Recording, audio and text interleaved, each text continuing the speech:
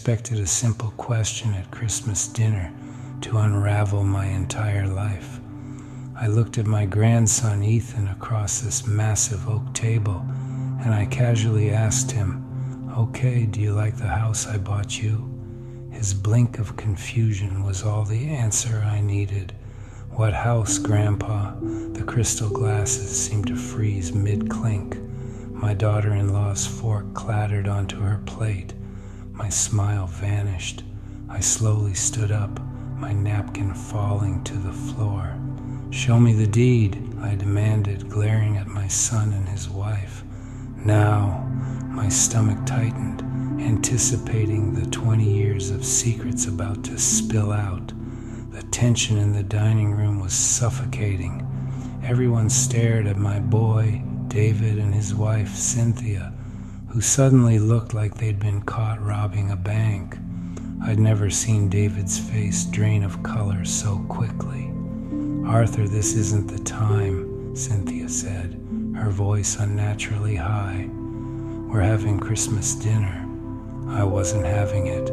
At 85, I might move slow, but I still commanded respect with my stature and my gaze. 28 years I've been waiting for honesty from you too. Looks like I'll be waiting 28 more, unless we handle this now. My grandson Ethan, a high school English teacher making $42,000 a year, was still renting a cramped apartment he'd been saving for 5 years and had barely accumulated $20,000. Meanwhile, his cousins had all received significant help getting established. "What's going on?" Ethan asked, looking between his parents and me. Cynthia attempted a laugh. "Your grandfather's confused. Too much holiday cheer, I think." I slammed my hand on the table, making the silverware jump. "Don't you dare. Don't you dare sit there and lie to the boy's face again. Ethan deserves to know." I felt like my grandson was watching a play where everyone knew the script except him. "Know what? Can someone please tell me what's happening?" I turned to Ethan, my expression softening. When each of my grandchildren was born, I established a substantial trust fund for their education, and then for a first home when they turned 25. I paused, letting the information settle. 3 years ago, I transferred the deed to a lovely 3-bedroom house in a place called Cedar Glen to your trust. The paperwork was handled by your parents as your trustees. "But I never received anything," Ethan whispered. "No money for college, no house, nothing." Growing up, money had always been a sensitive topic in their home. Now, watching my son and his wife's expressions, I knew there was so much more to the story. "Come with me," I said, standing again. "David, Cynthia, my study now." As my son and his wife reluctantly stood, the rest of the family sat in uncomfortable silence. "Does someone want to tell me what's going on?" Ethan asked the remaining family members. My granddaughter, Jessica, sighed. "It's not really my place," she began hesitantly. "Just tell me, Jess." "There have been rumors for years," she lowered her voice, "about your parents and how they've handled your trust fund. Haven't you ever wondered why your father suddenly bought that expensive fishing boat 5 years ago? Or why they take those long cruises every winter while telling you they couldn't help with your student loans?" Memories flashed across Ethan's face. The brand new car, the luxury vacations, the constant excuses. "Are you saying they took my money?" The words felt foreign in his mouth. "I don't know the details," Jessica admitted, "but Grandpa has been asking questions for years, and your parents have been dodging them just as long." I heard my son's voice inside the study, raised in anger. Ethan stood abruptly. "I need to hear what's happening in that study." He paused outside the heavy oak door. The raised voices made eavesdropping unavoidable. "You had no right." That was David, angrier than I'd ever heard him. "No right? It was my money, Frank. My gift to my grandson," I boomed back. "We are his parents. We decide what's best for him." Cynthia's shrill tone cut through the air. "Best for him or best for your bank account, Cynthia?" A firm knock. Ethan entered. "I want to know what's going on," he said, closing the door behind him. "All of it." My son turned to Ethan, his expression shifting to something softer, more manipulative. "Son, this is just a misunderstanding. Your grandfather means well, but he's always tried to interfere in how we raise you." "Then explain the house," Ethan said flatly. "The one he apparently bought for me that I've never seen." Cynthia stepped forward, attempting to take his hand. He pulled away. "Oakley, honey, we were going to surprise you. The timing just hasn't been right." I made a disgusted sound. "Stop lying to the boy. Show him the documents." I pushed a folder across the desk. Ethan opened it. His eyes widened at the figures, hundreds of thousands of dollars that had grown over decades. "I don't understand," he whispered. "Your trust was substantial," I explained, my voice gentler now. "For education and eventually property. The house in Cedar Glen was purchased 3 years ago from your trust funds. The deed should have been transferred to you." Ethan looked up at his parents. "Where is this house now?" The silence was damning. "We sold it," David finally admitted, his voice devoid of remorse. "The market was perfect, and the opportunity was too good to pass up." "You sold my house?" Ethan's words were surreal. "Our investment advisor suggested," Cynthia began. "Investment advisor?" Ethan cut her off. "It wasn't your investment. It wasn't your house to sell." My son's demeanor changed, becoming defensive. "We've always done what's best for this family. Sometimes that means making difficult decisions." "Where's the money from the sale?" I asked, though I already knew the answer. Neither of my son nor his wife responded immediately. "I have a right to know," Ethan insisted, a strange, terrifying calmness settling over him despite the storm raging inside. "We invested it," my son David said vaguely. "In what?" Ethan pressed. More damning silence. I opened another folder. "Your parents have been living quite well, Ethan. A vacation home in Florida, extensive renovations to their primary residence, several luxury vacations annually. Meanwhile, you've been struggling to make ends meet on a teacher's salary, drowning in student debt that should never have existed." The betrayal cut deeper than he could have imagined. All those years of scraping by, eating ramen, delaying doctor visits because he couldn't afford the copay, all while my son and his wife had access to money that was rightfully his. "How could you do this to me?" Ethan's voice cracked slightly. "Don't be dramatic, Ethan," Cynthia said dismissively. "We raised you, clothed you, fed you. Do you know how expensive that is?" "That's what parents are supposed to do," Ethan exploded. "That's not an excuse to steal from your own child." David's face hardened. "We didn't steal anything. We managed your inheritance as we saw fit. You were too irresponsible to handle that kind of money." "Irresponsible? I worked 30 hours a week while maintaining a full course load in college. I've been saving every penny I can for years. When exactly was I irresponsible?" A knock interrupted us. My sister Patricia entered, looking uncomfortable. "Everyone's wondering if we should continue with dessert or tell them dinner is over." "Dinner is over," I said firmly. "And Patricia, you might want to stay. This concerns the whole family."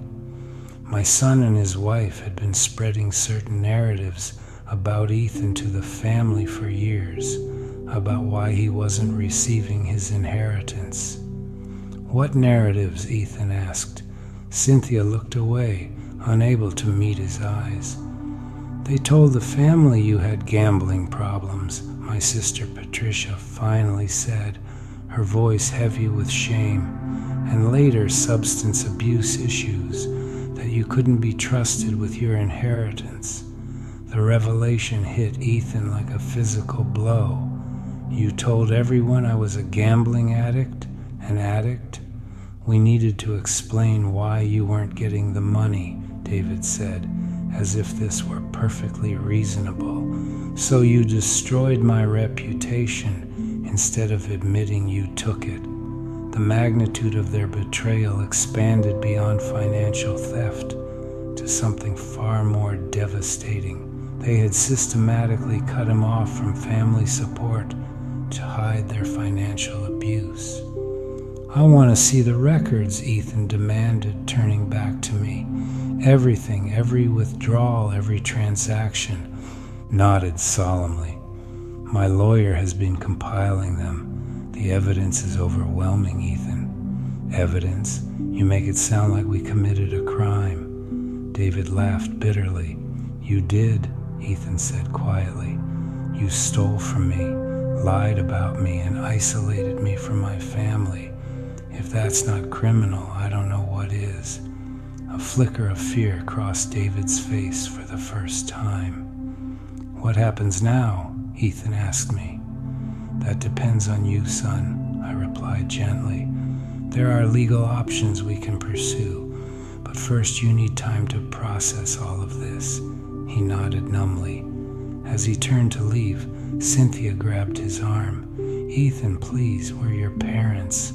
We love you. He looked into her eyes. Love doesn't steal, he said simply, removing her hand. Love doesn't lie.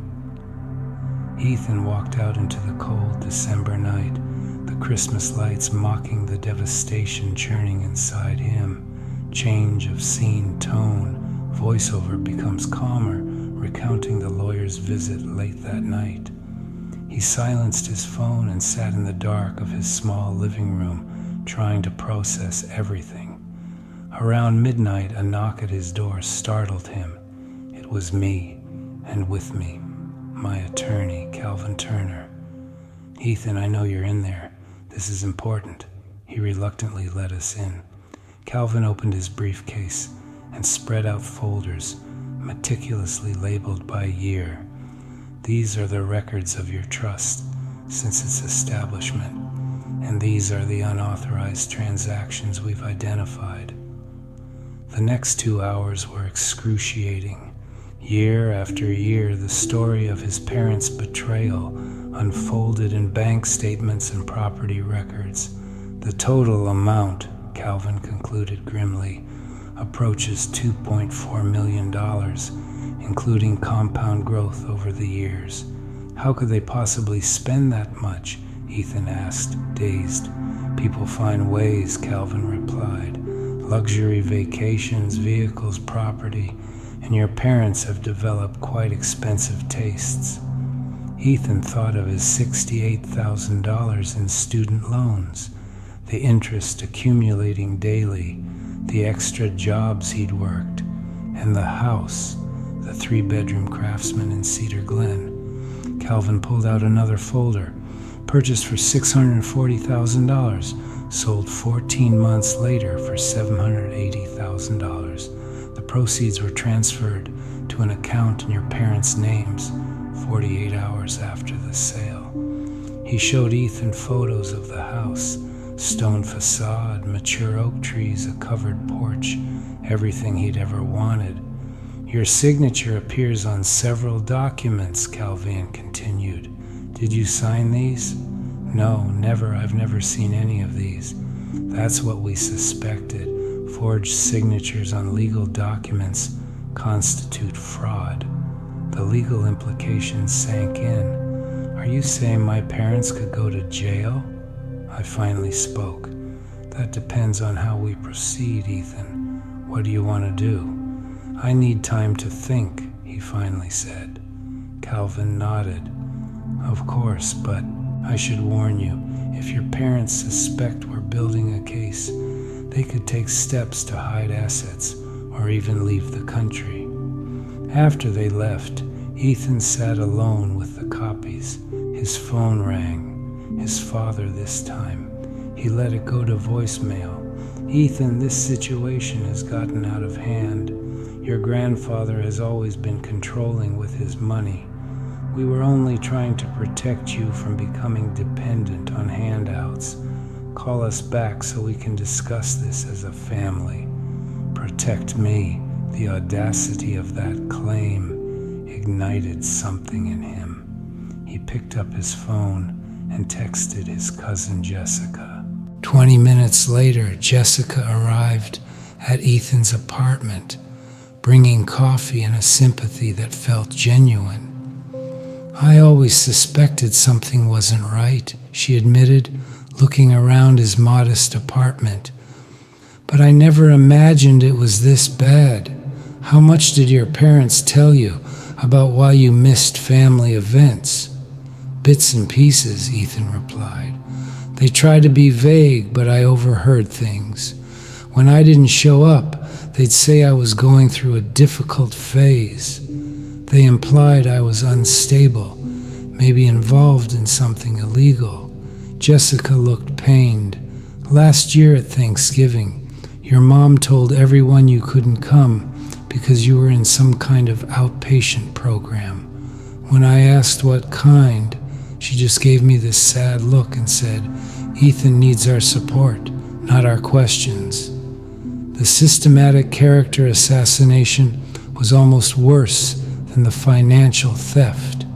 "And everyone believed them?" Ethan asked. "Not everyone. I didn't, and your grandpa certainly never did. He kept asking questions." As Jessica left, she hugged him tightly. "We're going to fix this, Ethan. The whole family will be behind you once they know the truth." Alone again, Ethan couldn't sleep. Around 3 a.m, driven by a need he couldn't quite define, he drove to his parents' house, the home he'd grown up in, with its new granite countertops and the luxury SUV in the driveway. He parked and simply stared, seeing it with new, chilling clarity, all of it paid for with money that should have secured his future. As dawn broke, he made a decision. This wasn't just about money. It was about truth, justice, and ensuring his parents could never do this to anyone else. He drove to my house, where I was already awake, drinking coffee on the porch despite the December chill. "I want to pursue this legally," he told me without preamble. "All the way."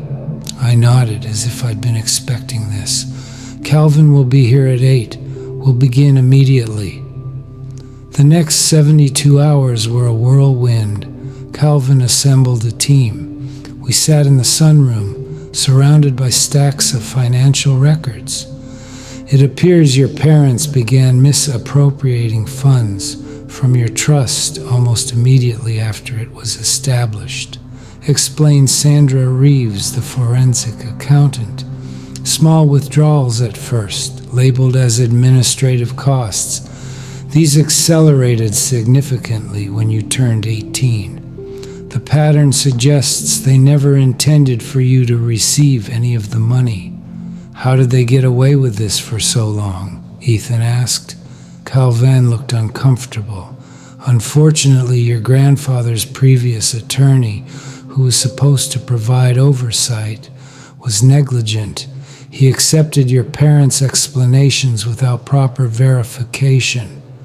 "He was more than negligent," I interrupted. "He was complicit. That's being handled separately." The extent of the conspiracy left Ethan reeling. Not just his parents, but professionals who should have protected his interests had failed him. "What are our options now?" he asked. Calvin laid out the paths: civil litigation, potential criminal charges for fraud and forgery, or a private settlement. I need to talk to them, Ethan decided. One more time before we proceed. I understood. Just don't go alone, I cautioned him. Change of scene, tone. Voiceover becomes intense, focusing on the final confrontation and the raw revelation of motive. Ethan drove to his parents' house the next morning, accompanied by Jessica for moral support. His father, David, answered the door. "Ethan, we've been trying to reach you." His eyes flicked to Jessica. "This is a family matter." "Jessica is family," Ethan replied. "And I'm not staying long. I just came to give you an opportunity to explain yourselves, to tell me the truth for once." He let them in. The house he grew up in now felt like a monument to their betrayal. Cynthia appeared from the kitchen, her face composed into a careful expression of maternal concern. "Save it," Ethan said flatly. "I've seen the records, all of them. The house in Cedar Glen, the forged signatures, the lies to the family about me having addiction problems. I know everything." "You have no idea what you're talking about," his father said, his voice hardening. "It's not just what Grandpa told me. It's bank statements, property records, documented evidence of 28 years of theft." "We are your parents," Cynthia hissed, her facade cracking. "Everything we have done has been for this family." "For this family or for yourselves?" Jessica interjected. "Look around this house, Cynthia. Nothing here was for Ethan." "You stole my future to finance your present," Ethan countered. "Your future? What about our sacrifices? 20 years of raising you, and Arthur still treated you as the golden grandchild while barely acknowledging our existence." And there it was, the real motivation laid bare, jealousy and resentment of Ethan's relationship with me. "So this was revenge?" Ethan asked incredulously. "Against your own son? Against Grandpa?" "You don't understand the dynamics at play," Cynthia said dismissively. "Arthur controlled everything with his money. We simply took back some control." "By stealing from me? By destroying my reputation in the family? How does that make any sense?" "Watch your accusations, Ethan," David warned, his voice dropping to a dangerous tone. "Actually, I finally do," Ethan replied. "I'm dealing with thieves who happen to be my parents. By this time tomorrow, our attorneys will be filing legal action against you both. Criminal charges for fraud and forgery, civil suits for the misappropriated funds." Cynthia's composure collapsed entirely. "You would do that to us, your own parents? You didn't seem concerned about family ties when you were stealing $2 million from your own son." "Do this and you're no longer our son," David called after him as they walked out. "Do you understand? You'll have no family left." Ethan turned back one last time. "I have family, real family, just not you." The next morning, Calvin's team filed the legal complaints as promised. By afternoon, local news had picked up the story.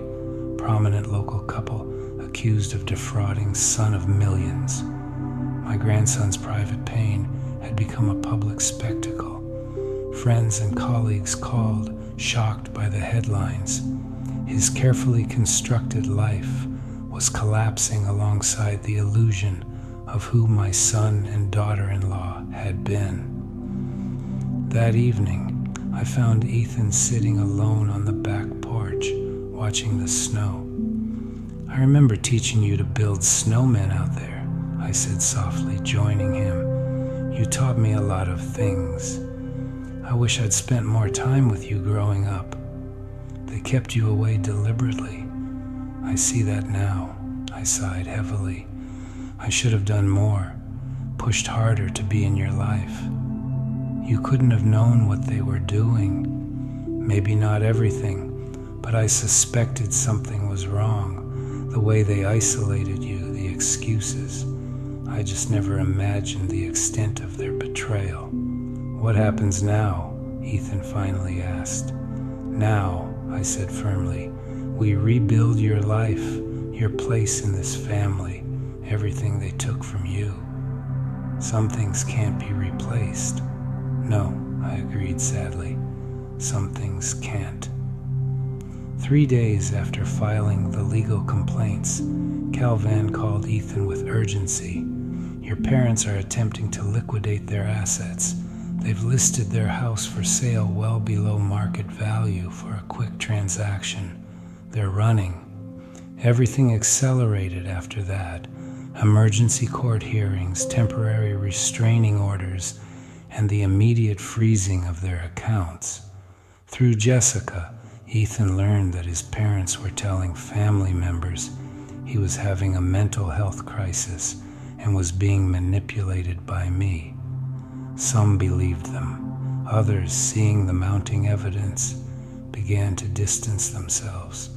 2 weeks after Christmas, we had our first major court hearing. My son and his wife sat across the courtroom, impeccably dressed, projecting an image of respectable citizens wrongfully accused. Cynthia dabbed at her eyes. David sat stoically. They didn't look like thieves. They looked like the parents who had attended Ethan's high school graduation. The disconnect between those memories and the evidence was almost unbearable for him. The judge granted our request to continue the freeze on their assets. As we left, David made a statement to the press. This is a family misunderstanding that has been grossly distorted. We love our son and have only ever acted in his best interests. His performance of paternal concern was so convincing that for a moment, Ethan almost doubted himself. Don't let them get in your head. Ethan, Calvin cautioned, the evidence is clear. That evening, Sandra, the forensic accountant, delivered her preliminary report. It's worse than we initially thought. They've been systematically draining smaller amounts for years, disguising them as management fees and fabricated expenses. She showed a particularly damning series of transactions. Here they transferred $30,000 for what they claimed were your medical expenses in 2018. Do you recall any significant medical issues that year? I had a physical for my teaching certification. That's it. As I suspected, we found over 50 similar false expense claims. This wasn't opportunistic misappropriation. It was calculated, sustained fraud spanning nearly 3 decades. Then she dropped the bomb. We've uncovered evidence that your parents may have misappropriated funds from other family trusts as well. Tyler's college fund showed similar patterns. The scope of their betrayal expanded beyond Ethan to the entire family. When I heard about my late wife Elizabeth's estate, I felt physically ill. I never thought. As January progressed, more family members came forward with financial discrepancies. My sister Patricia admitted that jewelry left to her by my wife had gone missing after Cynthia offered to have it appraised. The family unity Ethan had feared losing by pursuing legal action instead strengthened as the extent of my son and his wife's exploitation became clear. One evening, Ethan's principal, Linda, met him by his car. She warned him that his mother had called, suggesting his recent behavior was part of an ongoing mental health issue, that he'd had episodes of paranoia in the past. The character assassination was continuing, expanding to his professional life. That night, Ethan received a thinly veiled threat from his father's email. Drop this vendetta now, and we can work out a reasonable financial settlement privately. Continue, and we'll be forced to disclose certain aspects of your past that you'd prefer remain private. Ethan forwarded the email to Calvin. This constitutes witness intimidation, the lawyer noted. It only strengthens our case. By the end of January, Calvin's team had traced most of the misappropriated funds. Some had been spent on luxuries, but almost $800,000 remained unaccounted for. We believe they've been moving assets offshore for years, preparing to flee. Then Jessica burst into our strategy meeting. "They're gone. My mom just called. Their house is empty. Neighbors saw them loading suitcases last night." Despite the asset freeze and court orders, my son and his wife had chosen to become fugitives rather than face the consequences. Bench warrants were issued immediately. The damage was done. That night, alone in my guest room, Ethan finally allowed himself to grieve, not just for the money, but for the parents he thought he had. Had any of it been real? Just when it seemed they had escaped justice, an unexpected break came from an unlikely source: my daughter-in-law's obsession with luxury. "We found them," Calvin announced, striding into the living room. "Naples, Florida." Cynthia used a credit card registered to her sister's address to purchase items at a high-end boutique. Local authorities in Florida were notified. Within hours, my son and his wife were in custody, awaiting extradition. The news of their capture should have brought relief, but instead Ethan felt a strange emptiness. The parents who had raised him were now officially criminals.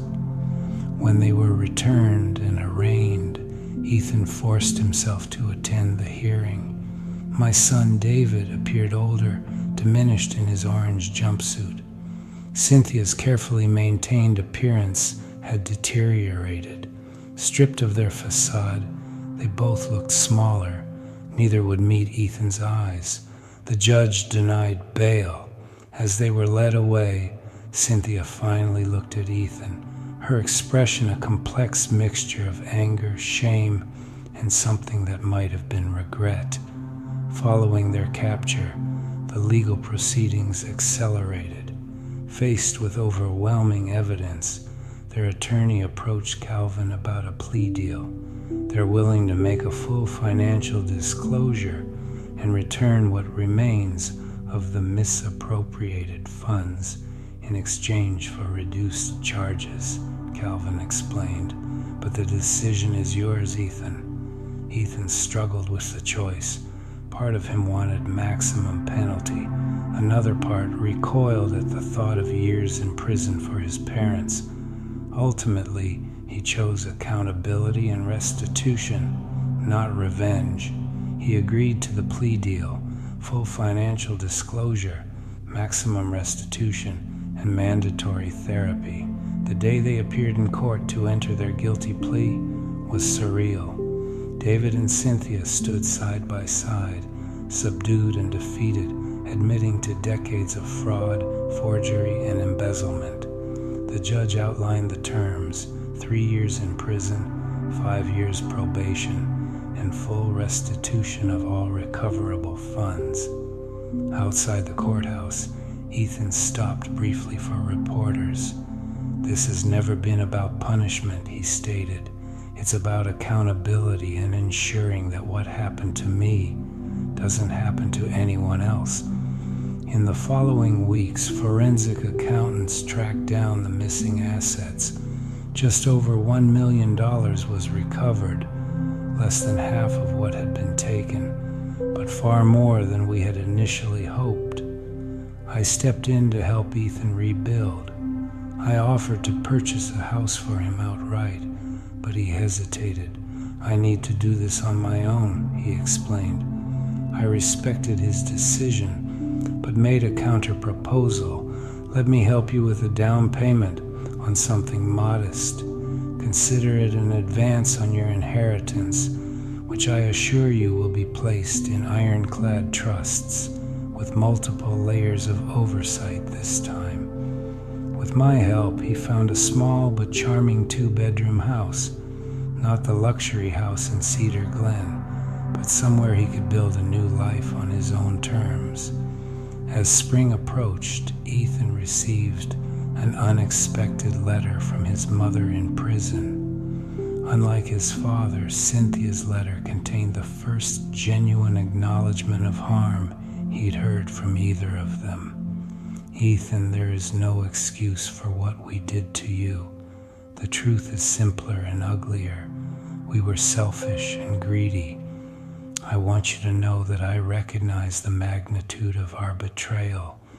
I am sorry, truly deeply sorry for the pain we caused and the opportunities we stole from you. Ethan tucked the letter away, acknowledging the small seed of closure it offered. Change of scene, tone.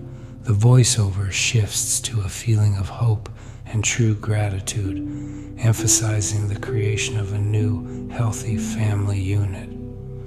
By early April, Ethan moved into his new home, the first he had ever owned.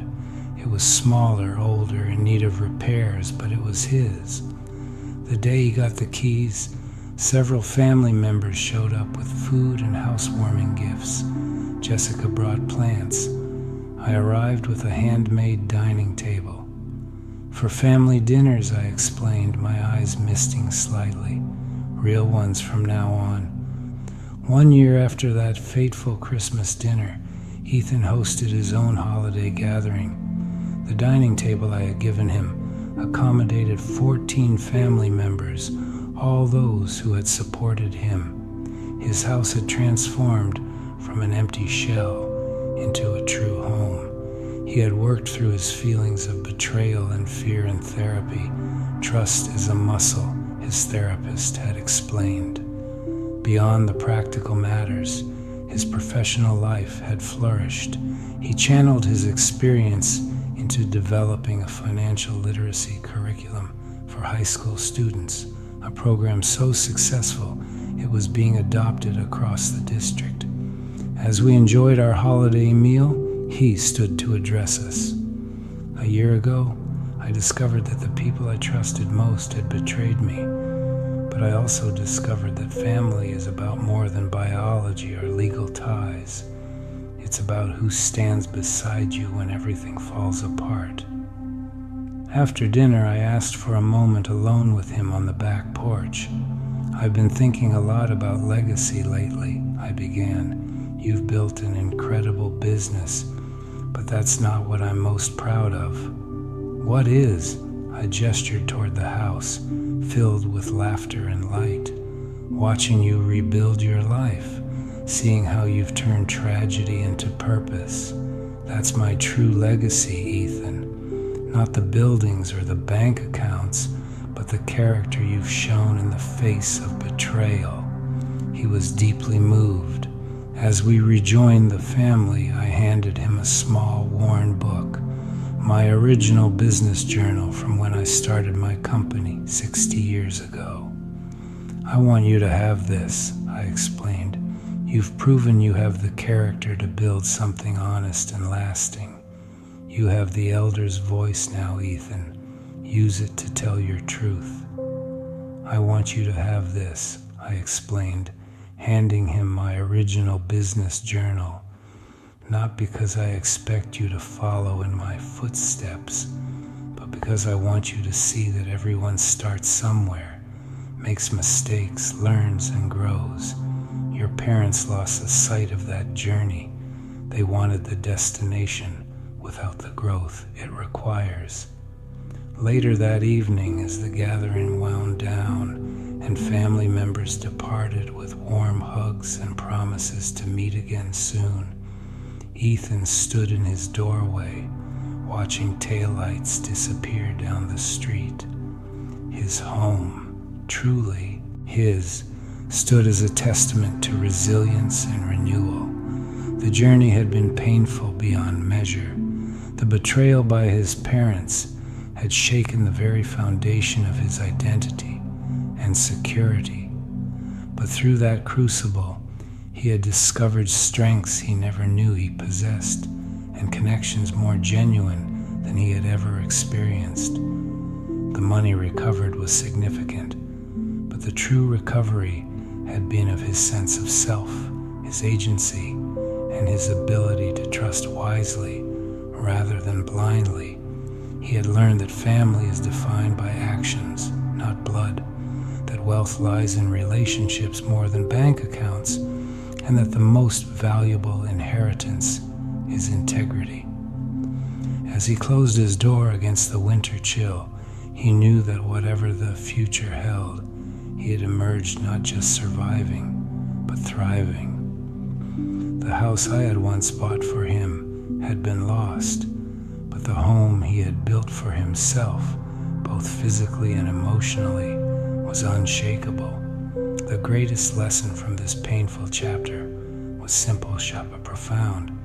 Our worth is not determined by what others do to us, but by how we choose to respond. In choosing truth over comfort, accountability over denial, and growth over bitterness, Ethan had reclaimed not just his financial inheritance, but his power to define his own life story. Call to action. Voice changes slightly to the channel's host voice, direct and inviting. Have you ever discovered a betrayal from someone you completely trusted? How did you rebuild after that trust was broken? Comment below with your experiences or thoughts on family financial dynamics. Don't forget to like this video if Ethan's journey resonated with you. Subscribe for more real-life stories of resilience and transformation, and share with someone who might need to hear that recovery after betrayal is possible. Thank you for joining me in this difficult but ultimately hopeful story. Wishing you strength and wisdom in all your family relationships.